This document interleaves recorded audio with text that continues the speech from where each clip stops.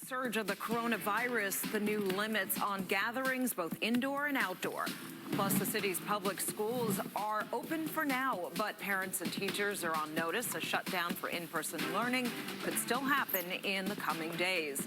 We'll have those stories for you in just a moment, but first we need to talk about a second potential breakthrough on a coronavirus vaccine. First it was Pfizer, now Moderna is coming out with promising results. After a major late-stage trial, the drug maker says its candidate is more than 94% effective. That's right, the company planning to ask for FDA authorization in the coming weeks. Chris Welch starts us off with a new sign of hope in the race for vaccine. Chris. That's right, Steve and Dari. Dr. Anthony Fauci calls this good news today, quote, truly striking. Moderna's vaccine appears to be 94.5% effective. And when you add in the fact that Pfizer just last week announced its vaccine was 90% effective, Fauci says we may finally be seeing the light at the end of the tunnel. It's a really important milestone in the fight against the pandemic because it demonstrates that our vaccine, mRNA-1273, is able to prevent COVID-19 disease, including severe disease in people who've received it. That's Dr. Stephen Hoge, president of Moderna, the biotech firm that says its vaccine is nearly 95% effective. It's good news made even better on the heels of one of their competitors producing a vaccine they say is 90% effective. Given the Pfizer results last week, I was very optimistic, and it just increased my optimism very much so. Johns Hopkins University professor Andy Pekash studies immunology and says that while both vaccines would require 2 doses, 28 days apart, Moderna's may have a slight edge in terms of distribution logistics. The Pfizer vaccine requires extremely cold temperatures for storage. The Moderna vaccine does require cold, but not as cold, and it is stable at room temperature in a refrigerator for a significant amount of time. Moderna says they'll apply for emergency use authorization within weeks, and Americans could begin getting vaccines by December. But does this mean that if you are vaccinated, you can effectively stop wearing a mask? Experts say not so fast. It would probably mean that you would be less susceptible to infection. But whether or not we want to really striate our society and really have masked people and unmasked people is something that we're really going to have to think about. I would recommend to people to not abandon all public health measures just because you've been vaccinated, because even though for the general population it might be 90 to 95% effective, you don't necessarily know for you how effective it is. Moderna says 20 million doses could be available by the end of the year, and those would go first to high-risk populations and first responders. But Dr. Pekash with Johns Hopkins, who we spoke to there, says we shouldn't expect a vaccine to be widely available to the general public for at least 6 months or so. Steve? Indeed. All right, thanks, Chris. Vaccine hopes fueling a market rally on Wall Street, the Dow closing at a record high for the first time since February, recouping its entire pandemic losses and stopping just short of 30,000. Both the NASDAQ and S&P 500 gaining ground as well. Investors banking on a vaccine as the key to the economic recovery. Meantime, COVID cases across the tri-state are heading in the wrong direction. New Jersey reporting coronavirus levels that have not been seen since the start of the outbreak. All right, so Governor Murphy now tightening the cap on all gatherings in the Garden State, both indoor and outdoor. Antwan Lewis live in Secaucus with a breakdown on the new rules. Antwan. Well, Steve, this tightening, as you referred to it, comes after New Jersey set record numbers this weekend, numbers set in the worst way possible. Right now, with the numbers we are seeing, we have to take these steps to preserve and protect as best we can. Governor Phil Murphy explaining why more restrictions are about to be put into place in the Garden State. Starting tomorrow, the maximum capacity for indoor gatherings decreases from 25 people down to 10. And starting next week, outdoor gatherings drop from 500 to a maximum of 150 people. Murphy says the number of new COVID-19 cases over the last 4 days statewide is 14,566, with nearly 9,000 of those coming from this past weekend alone. Yesterday's and Saturday's numbers are respectively the first and second highest daily counts we have reported, not just of this second wave, but since we recorded on our first confirmed case on March 4th.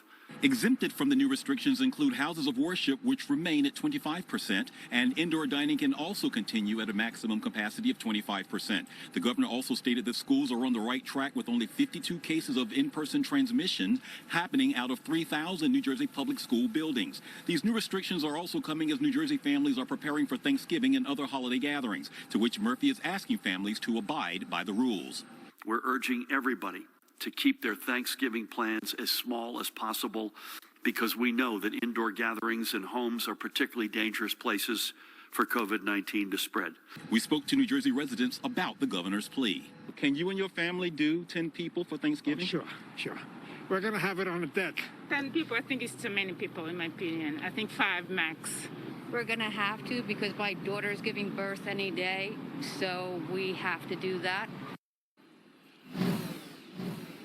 Now, the governor was asked about statewide shutdown again, and he said that they reserve the right to, but Stephen Dari, restrictions seem to be what they're going with right now. Back in sight to you. All right, thanks, Antwan. City public schools will be open tomorrow as the 7-day positivity rate remains below 3%, but Mayor de Blasio is warning it's still touch and go, and schools will close to in-person learning if we do hit that key benchmark. Our Lisa Evers is live in the newsroom with the very latest, and Lisa, still a lot of uncertainty ahead for parents as well as teachers. Definitely, Dari. Well, New York City schools were open today for students who opted for in-classroom learning. Mayor de Blasio says from here on out, though, whether they stay open will be assessed on a day-to-day basis, and that level of uncertainty is creating more stress for parents who are just trying to cope. Mayor de Blasio says public schools will remain open as long as the coronavirus positivity rate is below 3%.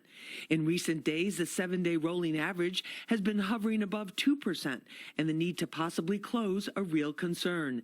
The mayor says any decision will be on a day-by-day basis. We set a standard. We asked everyone to trust it and believe in it. It's important to keep consistency with that.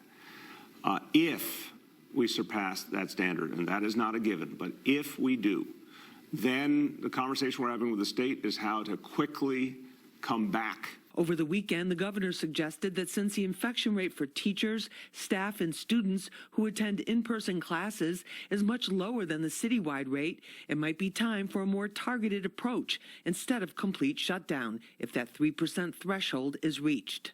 What I'm suggesting to the parents and the teachers and the mayor is let's take a second calculus, which is the infection rate in the school. The 3% figure became a benchmark as part of a deal with the teachers and principals unions. UFT President Michael Mulgrew says stick with the plan. A lot of things that are going to have to be addressed once we get through this virus, but let's just get through it. The many twists and turns in the school plans of all remote learning or the hybrid blended learning of some days in school and some at home are very stressful to families, says public school parent Rob Markman. I think this whole blended learning and just getting our NYC kids back has been highly politicized between the mayor's office, the DOE, and the teachers union. And I kind of feel like everybody's losing sight of what's most important is the kids and their education. Now, the New York City school system is the only big city system in the country to offer any in-classroom instruction. Critics say the coronavirus rates are so low because a majority of parents have opted to keep their children home for remote learning. That's the latest from the newsroom. Dari, back to you. Lisa, thank you. Tourism officials say that it will take at least 4 years for New York City to recover from the damage done by the pandemic. They are saying that the return of international visitors will be even slower. Officials say the turnaround hinges in part on the distribution of an effective vaccine. Tourism provides the city with as many as 400,000 jobs and $46 billion in revenues. And coming up at 5:30, we will take a look at the situation across the country as the U.S. hits yet another sobering milestone for cases as more states revert back to lockdown measures. President-elect Joe Biden outlining his plans for economic recovery amid the pandemic as President Trump refuses to concede nearly 2 weeks after the polls closed. Sharon Crowley joins us now with the very latest and the concerns from the incoming administration that the president is stalling tactics and they are impeding COVID response. Sharon. Dari and Steve, President-elect Biden detailing his plans for handling the pandemic that include mandatory mask wearing. But he says he needs the Trump administration to help his transition team now. Waiting, he fears, could put more lives at risk. More people may die. if we don't coordinate. President-elect Joe Biden warning more lives may be lost if the Trump administration continues to delay providing Biden's transition team with intelligence, especially as it relates to the pandemic. If we have to wait until January 20th to start that planning, it puts us behind over a month and a half. And so it's important that it be done, that there be coordination now or as rapidly as we can get that done. Biden talking today about his plans for battling the pandemic and rebuilding the economy after he met with business and labor leaders. The president-elect wants to know how President Trump's team plans to distribute a vaccine to 300 million people. The sooner we have access to the administration's distribution plan, the sooner this transition would be smoothly moved forward. President Trump still doubting the legitimacy of the election results. Sunday, the president igniting a new drama on Twitter about his rival Joe Biden, tweeting, quote, "He won because the election was rigged." But just as the media caught wind and began to describe it as a concession, the president tweeted again, quote, "He only won in the eyes of the fake news media. I concede nothing." Fueled by a massive show of support on the streets of Washington over the weekend, the Trump legal battles continue. The Trump campaign has filed lawsuits in several battleground states claiming widespread election fraud. Several of those legal challenges have since been dropped or dismissed. Trump's campaign insists the courts will decide an outcome in his favor. The media has tried to call the election, and they don't have a legal right to call the election. Well, President-elect Biden also today calling on Congress to immediately pass a COVID relief package. Democrats and Republicans remain divided, of course, on numbers and how much money should be in those next round of stimulus checks. Stephen. All right, thanks, Sharon. President Trump expected to announce soon that he's bringing home half the troops currently stationed in Afghanistan just after the new year. That would leave about 2,500 troops. He also plans to withdraw another 500 U.S. soldiers from Iraq. Trump wants it done in January, just a few days before Inauguration Day. Top military leaders say withdrawing those troops could undercut ongoing peace negotiations. And the search continues for a suspect who struck an NYPD officer with his car in Midtown. It happened this afternoon, and then he ran from the scene. It happened at 45th Street and 8th Avenue around noon. Police say that officers were attempting to arrest a man for a parole violation and burglary when he allegedly drove off, striking one of the officers. Officials say that he then dumped the car after crashing into a food truck a few blocks away and then ran into the subway. The officer was taken to the hospital, treated for minor injuries. So far, no arrests. Well, more Connecticut schools switching to remote learning with COVID-19 cases on the rise, where a large number of teachers may have been exposed in what Governor Lamont is saying about a possible second lockdown. And the cleanup in New Jersey after wild storms last night, even a possible tornado.